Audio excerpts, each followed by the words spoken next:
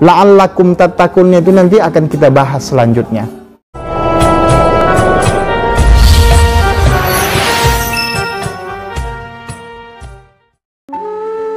Assalamualaikum warahmatullahi wabarakatuh. Alhamdulillahilladzi hamdan katsiran kama amar. Asyhadu an la ilaha illallah wahdahu la syarikalah. Wa asyhadu anna Muhammadan abduhu wa rasuluh alladzi man la nabiyya ba'dah.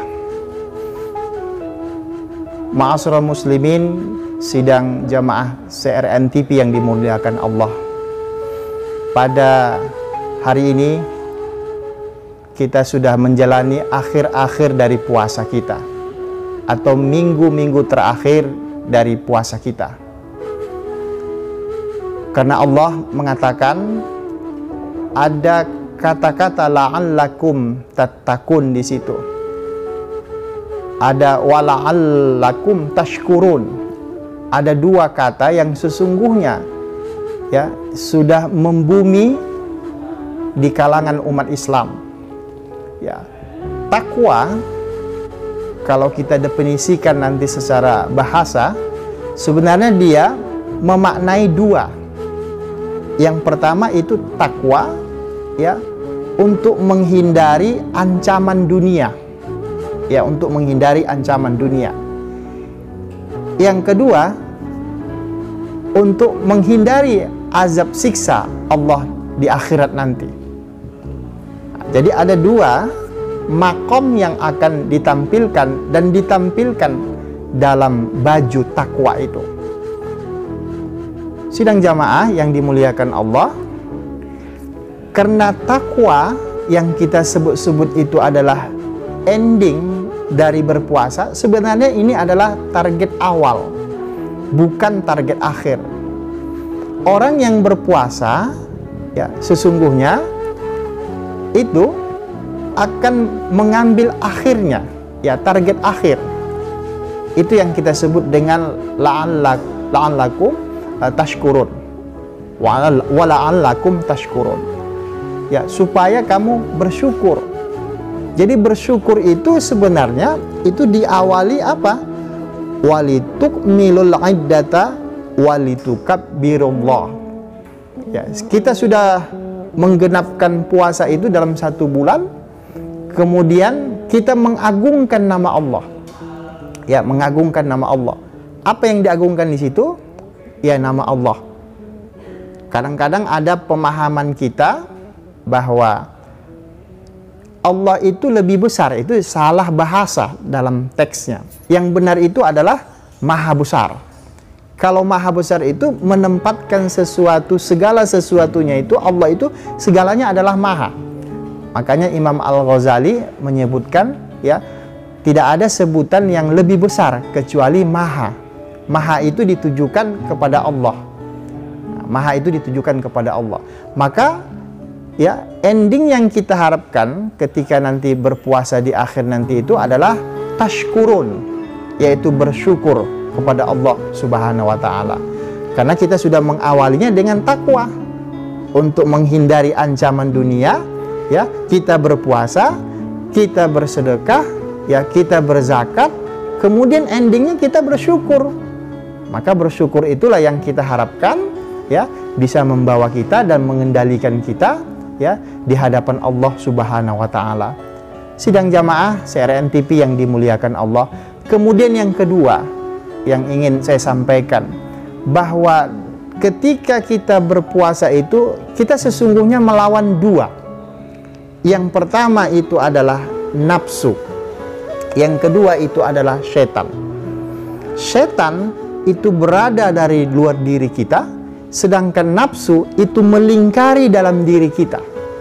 Yang paling parah itu adalah ketika ya setan dengan nafsu itu berkolaborasi, bisa menghancurkan kita. Nah, kita bahas yang pertama dulu, yaitu nafsu. Nafsu itu ya sesuatu yang mengakali kita, kemudian apa yang dia inginkan itu harus dapat. Ya, misalnya sekarang ini di hari-hari terakhir ya, ada anak-anak kita mau minta beli baju kepada ayahnya, ya itu belikan baju, ya bajunya ini, harus itu bajunya, dan harus itu bajunya. Kalau dibelikan yang lain itu tidak mau anaknya. Nah itu yang namanya nafsu. Maka nafsu itu nanti bisa dibagi kepada ada namanya nafsu lawamah. Lawamah itu kecenderungannya buruk yang mengintai kita terus menerus. Sedangkan nafsu yang kedua adalah mutmainnah, ya nafsu yang sangat tenang, dan ini biasanya tidak mengganggu jiwa kita.